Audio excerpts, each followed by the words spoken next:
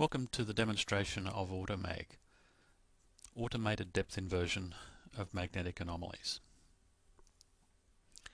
There are a number of benefits in using AutoMag, such as realistic models for folded volcanics, ironstones and dikes.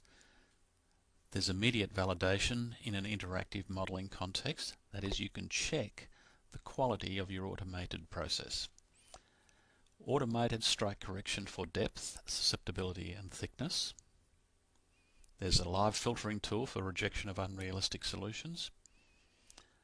And there's easy quality control and manual editing of solutions during the final stage of the process. And once complete, you can export the solutions for use in other products.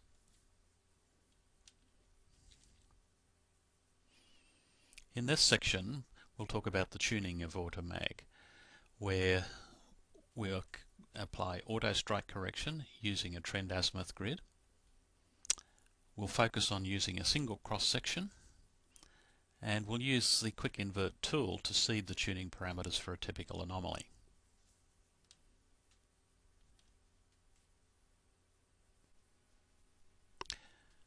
For this demonstration, we're going to use a segment of a survey from the Kedra region in the Northern Territory.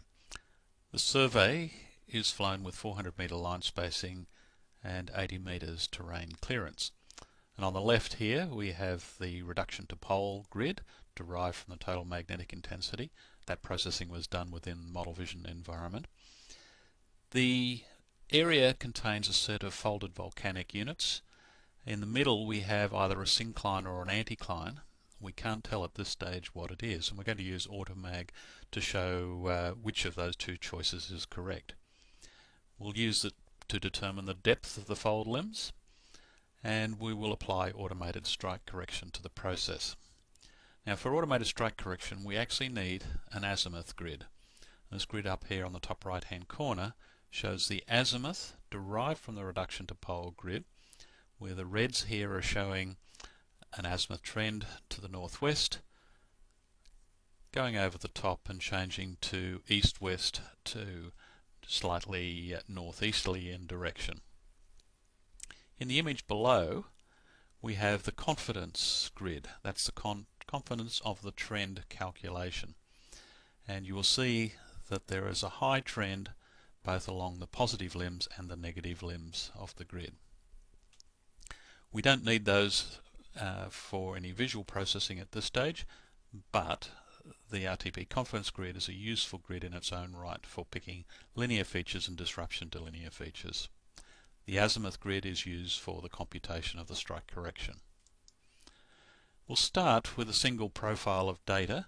We're much better off with AutoMag to focus on a set of characteristic anomalies to derive the tuning parameters, and we're going to focus on this part of the cross section. There's one anomaly here in the total magnetic intensity graph. Down below we have the path of the aircraft shown in blue, and below that we have the terrain surface shown in red. We'll start the process using the quick invert tool, which is a simple inversion for tabular bodies. It does a local regional correction if you have a grid in memory. We will use the total magnetic intensity since we're working off the TMI data. We'll apply a local regional correction, and I like to start with the first vertical derivative. When we click on that button, a graph of the first vertical derivative derived from the total magnetic intensity curve appears in this upper track.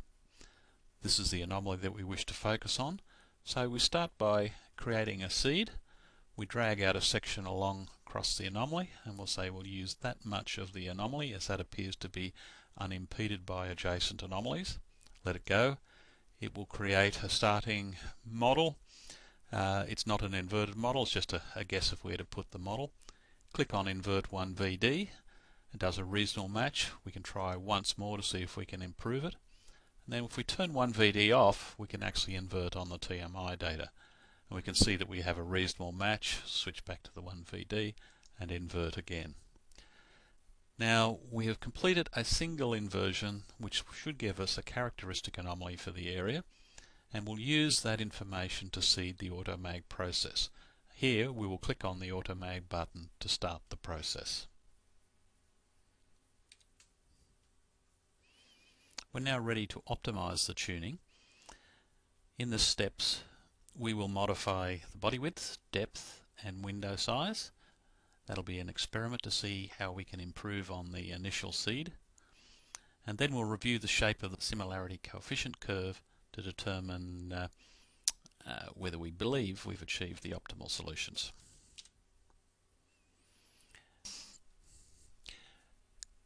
Quick Invert has introduced the parameters for the top depth to the body, the width of the body, and also the window size, and that window size matches the region that we dragged out across the anomaly.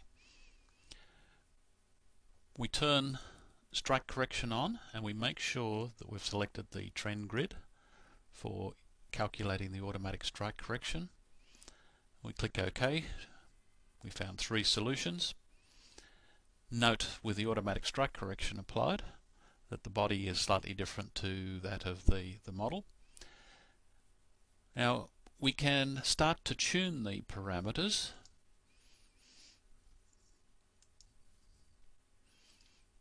by turning on the coefficients. The similarity coefficients are shown in the upper curve, and we can control the shape of those similarity coefficient minima by playing around with different experimental values. We can change the width or the depth to the top of 150. We could change the width to 100 meters, and we might round off the depth to 750 meters. Click OK. Minor change in shape. Little change in the depth of the solutions. But we might experiment on different type of data over a few different runs. Once we're happy with that, we'll start to run it across the whole map. But before we run it across the whole map, let's select the map and change it so we can more easily see the location of the solution. So we'll change the image at this stage to a grayscale image so that it's much easier to see the solutions on top. Click OK. And we can see the orientation of the solutions give you the trend of the inversion. Those look compatible with the anomaly trends that we've selected. In this step, we'll actually apply the tuning parameters to the whole map. That is all the flight lines that are available. And first of all, we need to select the lines that we're going to run AutoMag on, and then we'll use the tuning parameters on all those lines. Selected. Now that we're ready to start on the map, we'll begin by bringing up the AutoMag control dialog. Select all the lines. They're automatically selected in this context, and we'll apply the initial tuning solutions to the whole run. Click OK. Said it found 66 solutions. And here they appear on the map view with some spurious solutions, which we'll filter out in a moment.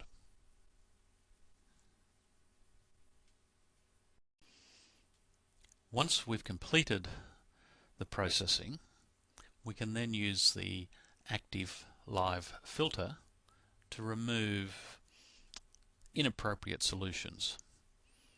We'll show you how we trial different filter settings, and then once we're happy with those settings, we'll apply the filter to cull inappropriate solutions.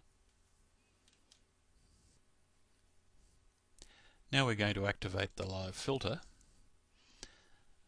so that we can remove spurious solutions. And a good example of that is negative susceptibilities, which are generated often from the negative or reverse side of the magnetic anomaly. So if we set that to 0, you will see a set of solutions have disappeared from this part of the curve. Now, geologically, I'm not expecting dips less than 20 degrees in this area. They'll be very shallowly dipping and difficult to interpret, so we can filter those. And I might want to set a threshold of confidence at, say, around 0.12. Remove any other spurious ones. We're only left with an occasional filter solution now that we're not particularly happy with. We could change the adjustment angle to 45. we might have removed just a couple more anomalies, and I can remove manually individual settings that I feel are inconsistent with the geology. Now that we've applied these filters, they have not actually been applied to the model. We can save those settings, click on save, I can close, we haven't lost any. But if I run the filter again, use the current default settings and apply the filter, they will be removed for good. The solutions, and we'll annotate the depths. We'll build a 3D model from the solutions. We'll then visualize that 3D model, and then we'll show you how to export the solutions.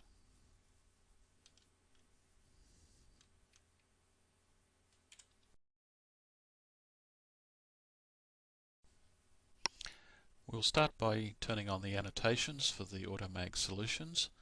Choose the AutoMag solution option, click on Configure, go to Channel Annotation, turn on the annotation and select the various parameters such as font size, offsets and angle. Click OK. Here we have the depths annotated along all the solutions that we believe are appropriate in a geological context. The next step we'd like to do is to determine whether this fold axis is a syncline or anticline. So we'll do that by converting it to a 3D model in Model Vision.